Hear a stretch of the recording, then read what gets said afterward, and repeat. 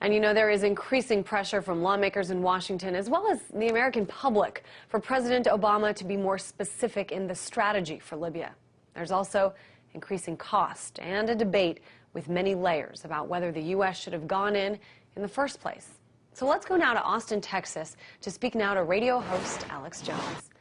All right, Alex, it's day 11, and tallies have the cost thus far at about $550 million. But there are indeed people who say the Americans, NATO, they've saved my family. What do you say about all this?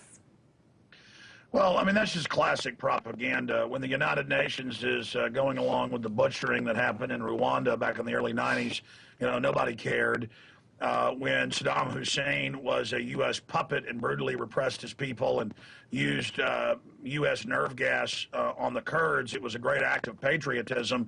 When Al-Qaeda was used to start the war with the Serbs in Kosovo, they were the great allies of freedom. And then, of course, when they were busy using Al-Qaeda and the Mujahideen to start a war with Russia, that was a great act of liberty and freedom. And now McClatchy newspapers are even reporting that the head commander of the rebels in the east of Libya was trained for decades in Virginia and is CIA. And is now commanding the Al-Qaeda forces. I mean, I even have Fox News headline, Anwar al-Awlaki, now #1 in Al-Qaeda under bin Laden, secretly meets at the Pentagon and has dinner with the Secretary of the Army. I mean, that's Fox News, Associated Press. Al-Qaeda was created by the CIA, and there are a few low-level terrorists that operate on their own. But at the top, they use Al-Qaeda to attack the U.S. so they can take our liberties. And we have this new UN mandate where they ordered the president and other presidents and prime ministers with a resolution to start bombing Libya. And Obama didn't even go and consult Congress, which is the law, a declaration of war or authorization of force. So this is all part of globalism here. And there's Al-Qaeda, our gallant little ally. And I'm a bad American because I don't support Al-Qaeda. I don't support Anwar al-Awlaki running the attack at Fort Hood, admittedly, or the Christmas Day bombing, the underwear bomber, the shoe bomber, the Times Square bomber. I think, Alex, you've brought up a lot of interesting points here. It's pretty interesting when we think back. Colonel Gaddafi is always saying that one of his things is that he's fighting Osama bin Laden. And it is interesting when the U.S. goes in and fights against Gaddafi. Inevitably, there's going to be some sharing of sides and sharing of duties with people who might have otherwise been our enemies. You also brought up the fact that, you know, the U.S. sometimes goes in places and sometimes doesn't. A lot of people have been making this criticism. Last night, Alex, we heard from President Obama making the case for Libya. He was defending his decision. The president also responded to these criticisms of people who have argued that there are many places in the world, Sudan, Yemen, Bahrain, where innocent civilians are threatened by brutal dictators. If we go into Libya, shouldn't we go there as well? Here's what he said. It's true that America cannot use our military wherever repression occurs. And given the costs and risks of intervention, we must always measure our interests against the need for action. But that cannot be an argument for never acting on behalf of what's right. So what do you think, Alex? I mean, are you saying that the U.S. should never act? I mean, this is ridiculous. It's come out that British Special Forces, U.S. Special Forces were there before this began. Just like in Egypt, they fly al-Baghdadi in, and both of the, quote, liberation groups are headed up by Western-funded people in Egypt. Mubarak says he won't stand down when the U.S. ordered him to, and then magically he has a stroke and is never seen again.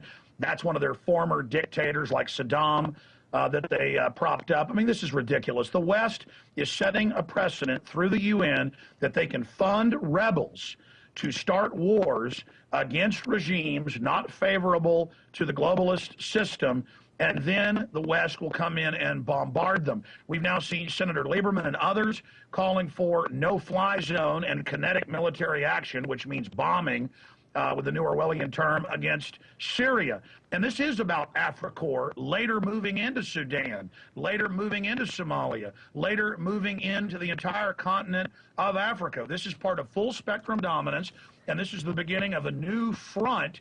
And imagine if Hitler would have been smart like the people that run our country, and if he would have hired rebels and trained them in Berlin, just like the head of the rebels was trained in Virginia. And then you go give them weapons, and you bring Al-Qaeda in out of the ally Saudi Arabia, and then they start attacking and shooting and killing and have their own jets and tanks, and they're called protesters. And then another older line dictator, who quite frankly isn't as bad as Al-Qaeda, he stands up to them, and so then you go in and bombard them, and so you can't call it a war. It's kinetic military action, and they've got Marine Corps troop ships, British Marine ships, but they're saying this won't be an invasion, it's a humanitarian force. Well, so the new way...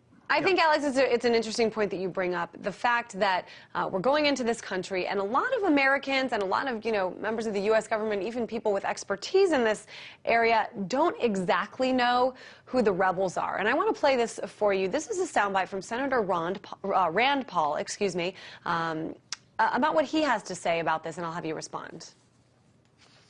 The problem with sending U.S. military to help rebels in Libya or anywhere else is that we are taking sides in a conflict and on behalf of a people whom we know nothing about.